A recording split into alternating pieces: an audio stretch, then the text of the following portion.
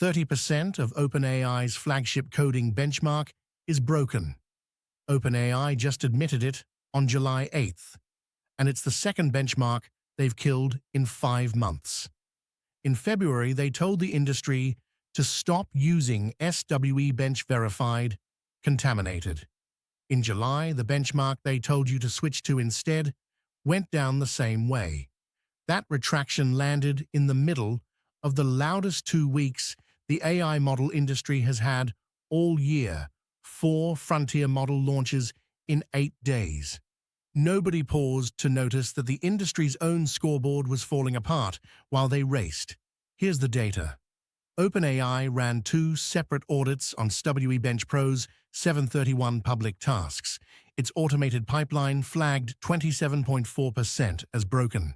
5 human software engineers, working task by task, flagged 34.1%. Round either number and you get the same headline.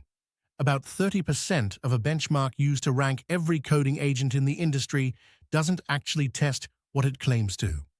8 days later, a separate audit firm, Faros AI, pulled its own sample, about 500 patches across 100 tasks, using a different method entirely.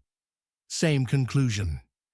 Nearly half the disagreements were cases where the model's answer was actually correct, and the test marked it wrong anyway.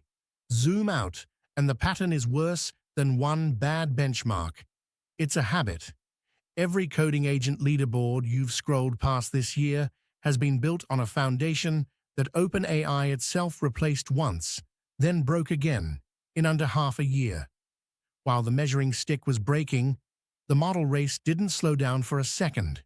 Here's what shipped in the same 2 weeks: Grok 4.5, GPT 5.6, Kimi 3, 4 frontier launches in 8 days. By July 17th, 6 different labs had a model scoring above 50 on Artificial Analysis's Intelligence Index. In early June, that number was 2. Here's the turn. Say you pick the model that wins on that leaderboard. You still haven't picked a real-world outcome, because the exact same model, the identical weights, performs differently depending on who's actually running it for you. DeepSeek V4 Pro is served by 16 different providers on OpenRouter. Same model, 16 different experiences. Input pricing for that identical model ranges from 43.5 cents per million tokens straight from DeepSeek to $1.74 through Baston altogether. That's a 4x spread.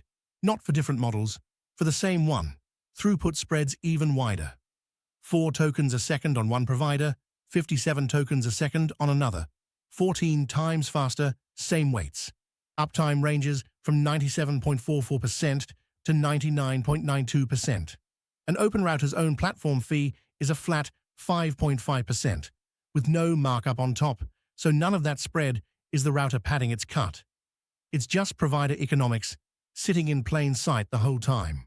So if the scoreboard is broken and the leaderboard doesn't predict your actual experience, where is the money actually going? OpenRouter's weekly volume went from 5 trillion tokens to 25 trillion in 6 months. $113 million Series B pushed its valuation to $1.3 billion, more than double where it stood a year earlier. 8 million developers now route through it, across more than 400 models.